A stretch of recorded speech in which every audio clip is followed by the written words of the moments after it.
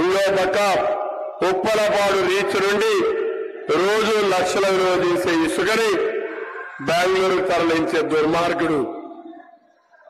నేను అందుకనే మిమ్మల్ని అందరినీ ఒకటే కోరుతున్నా, ఇక్కడ పరిటాల శ్రీరామ్ మీ అందరి కోసమే పనిచేస్తున్నాడు.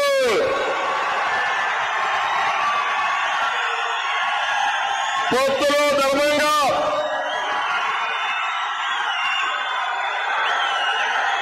బీజేపీ నుంచి సత్యకుమార్ యాదవ్ వచ్చినప్పుడు త్యాగం చేసిన వ్యక్తి పరిటాల శ్రీరామ్.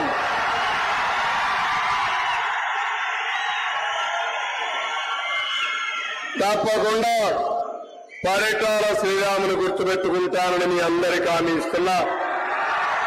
తగిన గుర్తింపు ఇస్తాం, రాజకీయంగా పైకి తీసుకొస్తాం. నేను ఒకటే మిమ్మల్ని అడుగుతున్నా, శ్రీరామ్ ఏ విధంగా చేయాలనేది నా బాధ్యత, అది నేను చేస్తానని మీ అందరికీ హామీ ఇస్తున్నా. అదే సమయంలో శ్రీరామును అభిమానించే మీరు, పార్టీని అభిమానించే మీరు వేయవలసిన ఓటు అసెంబ్లీకి సత్యకుమార్ యాదవ్ కోటేయాలి, కమలం పువ్వు పైన ఓటేయాలి. సత్యకుమార్ యాదవ్ గెలుపు మనందరి గెలుపు. ఇది 3 పార్టీల విజయం. ఏం తమ్ముడు సిద్ధమని మనం అడుగుతున్నా. అందుకే ఈరోజు ఇక్కడికి వచ్చినప్పుడు కూడా చేనేత మౌలిక వస్తువులతో కూడినటువంటి కామన్ వర్కింగ్ షెడ్లు కావాలన్నారు. ఏర్పాటు చేస్తాం. టిట్కో ఇళ్లు కట్టాం.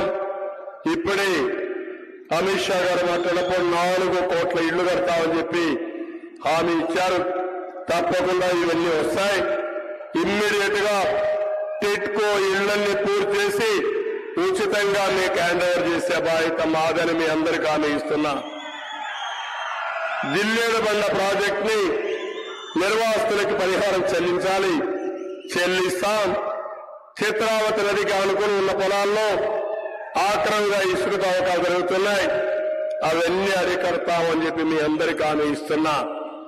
అందుకే ఈరోజు ఒక బ్రహ్మాండమైన మీటింగ్, ఇది ఒక చరిత్రాత్మకమైన మీటింగ్.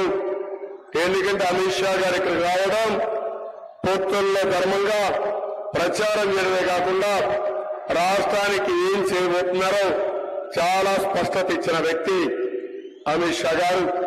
వారిని కూడా మనస్ఫూర్తిగా అభినందిస్తూ రాబోయే రోజులు అన్ని మంచి రోజులే, మంచి శకునాలే. గెలుపు మనది, ఎన్డీఏదే గెలుపు. ఇంకా మనం చేయాల్సింది స్వేరింగ్ సెరమనీకి ముహూర్తం పెట్టుకోవడమే. అంత నమ్మకంతో ఉన్నా, అవునా కాదా? అంత అవసరం కూడా అవునా కాదా? సిద్ధంగా ఉండండి. 10 రోజులు ఏమారొద్దండి. ఇతను మామూలు వ్యక్తి కాదు, మారీచుడు. మాయవేషాల్లో వస్తాడు, దౌర్జన్యాలు చేస్తాడు, కుట్రలు కుతంత్రాలు చేస్తాడు. రేపు ఎల్లుండో ఏం చేస్తారో కూడా నేను కూడా ఊహించలేకపోతున్నా. అందుకే మీరు చూస్తే గులకరాయి వేశారా వేయలేదో గాడోళ్ళు కరెంట్ ఆఫ్ అవుతుంది, గులకరాయి తగులుతుంది, 5 నిమిషాల్లో ప్లే కార్డ్స్ వస్తాయి. నేను ఇప్పించాను, ఇది హత్యా ప్రయత్నం అని. మీకు అర్థమైందా తమ్ముళ్ళు? నాటకాల రాయుడు ఎన్ని నాటకాలు ఆడాలని నాటకాలు ఆడాడు. నేను ఆ రోజు ఇమ్మీడియట్ గా చెప్పాం, పొయ్యి గులకరాయితో హత్యా ప్రయత్నం చేస్తామని అడుగుతున్నా మిమ్మల్ని. కోడి కత్తితో హత్యా ప్రయత్నం జరుగుతుందని అడుగుతున్నా. ఇంకా ఎందుకు నాటకాలు ఆడతాడో, రేపు ఏం చేస్తాడో ఫ్రస్ట్రేషన్ లో ఉన్నాడు. ఆ ఫ్రస్ట్రేషన్ పీక్ వెళ్తుంది. ఒకప్పుడు చెప్పుకునేవారు, ఈయన కోపం వస్తే ఇంట్లో టీవీలు పగిలిపోయేటివని. ఇప్పుడు ఆయన కోపం వస్తే ఏం జరుగుతుందో తెలియదు నాకు, అది మీరు గెస్ చేయడమే. అందుకే ఇలాంటి మానసిక స్థితి బాగాలేని వ్యక్తి రాష్ట్రాన్ని నడిపిస్తే ఏం